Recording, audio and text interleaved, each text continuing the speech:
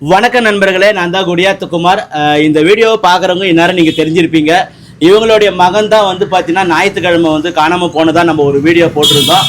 அந்த தம்பி வந்து பார்த்தீங்கன்னா திருப்பதி திருமலையில் வந்து பார்த்தீங்கன்னா கண்டுபிடிச்சி இன்றைக்கி வந்து பார்த்தீங்கன்னா பெற்றோர்கிட்ட வந்து சேர்ந்துட்டான். அந்த தம்பியை உங்கள் முன்னாடி அறிமுகப்படுத்துகிறேன். பாராஜா ஸோ அப்படி வாங்க வணக்கம் சொல்லுங்கள். இவர் தான் ஏதோ ஒரு சின்ன ஒரு மனஸ்தாபத்தில் வந்து பார்த்தீங்கன்னா வீட்டை விட்டு வெளியேறிட்டார். திருப்பதி திருமலையில் வந்து இந்த தம்பியை வந்து மீட்டிருக்காங்க. அவங்க பெற்றோர்கிட்ட வந்து பார்த்தீங்கன்னா வந்து சேர்ந்துட்டு இருக்காரு. இந்த வீடியோ பார்க்குற இதை போன்ற வாலிப பசங்களுக்கு வந்து ஒரு சின்ன அறிவுரை. என்னதான் வீட்டில் பிரச்சனையாக இருந்தாலும் பெற்றோர்கிட்ட சொல்லுங்கள் அல்லது உறவினர்கிட்ட சொல்லி அவங்க பிரச்சனையை வந்து தீர்த்துங்க. இந்த மாதிரி வீட்டை விட்டு வெளியே போகிறது ஒரு நல்ல தீர்வு கிடையாது. சாமி, இந்த மாதிரி இதுக்கு மேலே பண்ணாதீங்க சாமி. யாரும் ஒரு தாயினுடைய கஷ்டம் என்னன்னு உங்களுக்கு தெரியும் சாமி. ஒரு அம்மாவா இருந்தா உங்களுக்கு தெரியும் சாமி. நான் பட்ட பாடு. எந்த ஒரு கவலையாக இருந்தாலும் எந்த ஒரு வேதனை வலி இருந்தாலும் பெற்றோர்கிட்ட சொல்லுங்க. மற்றவங்க கிட்ட சொல்லி உங்களை வந்து அவங்க திசை திருப்புவாங்க. ஸோ பெற்றோர்கிட்ட சொல்லுங்க. இனி இந்த பையனோட கடைசியா இருக்கட்டும், யாரும் வீட்டை விட்டு வெளியேறக்கூடாது.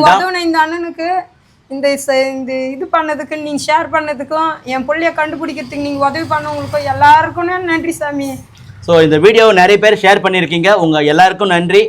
WhatsApp group, Facebook group, Instagram, YouTube எல்லா சோசியல் மீடியாலையும் வந்து பார்த்தீங்கன்னா நேற்று நம்ம வீடியோ தான் வந்தது.